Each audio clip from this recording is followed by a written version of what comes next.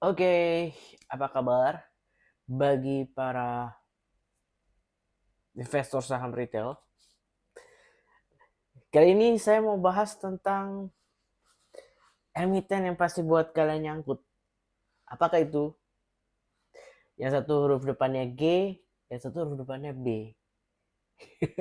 Tentu aja semua pada tahu GOTO dan BUK. Oke, untuk emiten ini, saya tidak bahas panjang lebar karena ini short video. Jadi bagi orang-orang yang akhirnya membeli emiten ini pada awalnya, ya, semua orang yang membeli itu endingnya akan merasa kecewa. Kenapa? Karena saham ini yang diperkirakan akan naik tapi ternyata turun ya. Dan turunnya itu masalahnya nggak turun yang sedikit ya, turunnya itu banyak ya. Kalau saya cek di Yahoo Finance ini pergerakan saham yang dibandingkan pergerakannya ini untuk dua emiten ini itu bisa sisinya 179%, 190-an% penurunannya. Tentu itu bikin pusing kepala. Nah, pertanyaannya adalah mana yang harus kita pertahankan, mana yang harus kita jual, atau apa yang harus dilakukan? Just wait and see gitu. Nah, kita beli saham yang G dan saham yang B itu berharap karena industri baru. Oke, teknologi. Tapi kenyataannya ternyata saham itu overvalue. Oke, overvalue. Because dia modelnya adalah startup. Startup itu kamu nggak bisa melihat dari there because emang mereka nggak punya utang. Yang mereka punya apa? Equity. Equity-nya gede banget. Kenapa? Karena mereka udah dapat invest dana dari berbagai funding, uh, dari VC atau PE ya, mostly dari VC. Kemudian apa yang terjadi? Ya, bubble equity. Equity itu bertambah tentu harus diimbangi oleh asetnya. Ya kan, bener. Oke. Kenyataannya karena mereka bakar duit jatuhnya ya, mereka rugi. Otomatis minus dong equity-nya. Jadi apa yang mereka inject itu gak sesuai dengan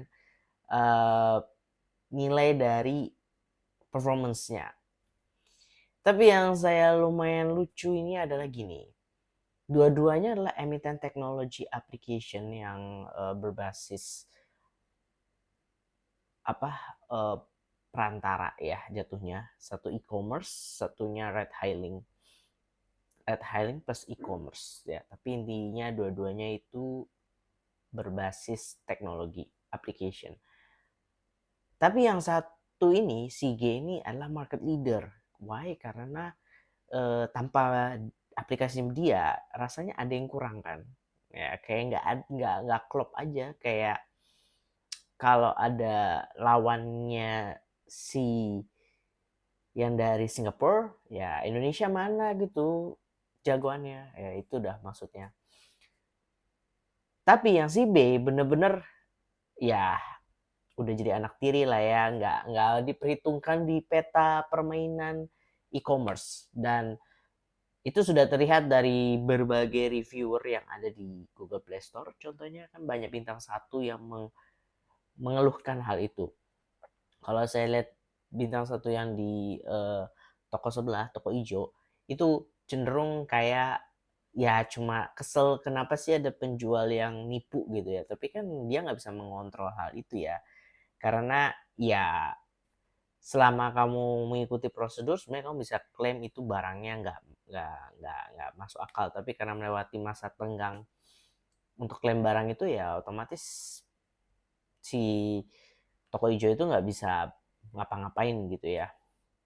Tapi intinya adalah satu market leader, satu anak tiri. Ya jelas bisnis modelnya lebih bagus yang market leader dong, karena tanpa aplikasi itu hidup kamu terasa hampa. Ya, bener apa enggak? Ya kan, jawab aja sendiri ya.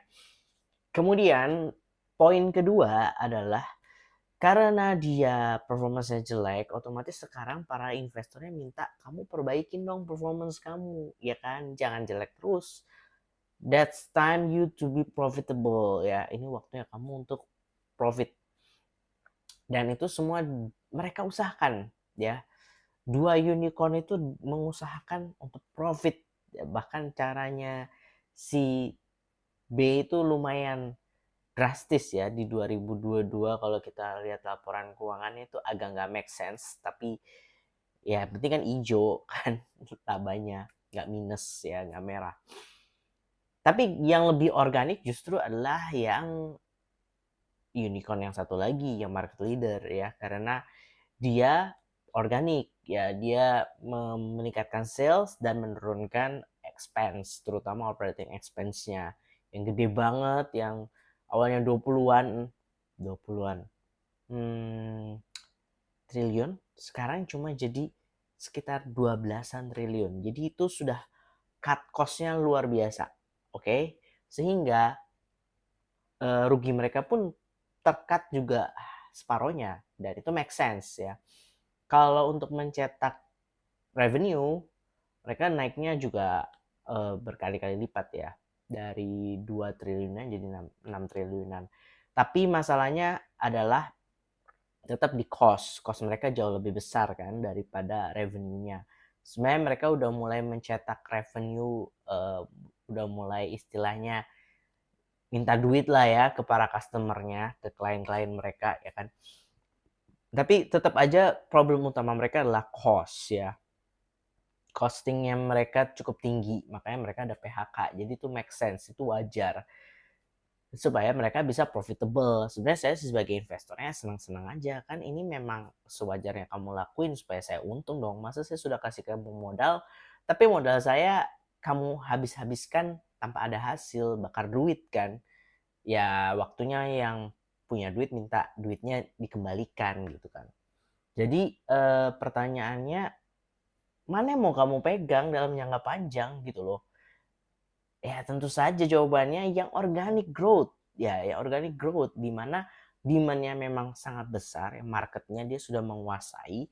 Karena itulah tujuannya kamu bakar duit di awal, oke, untuk para startup dan unicorn.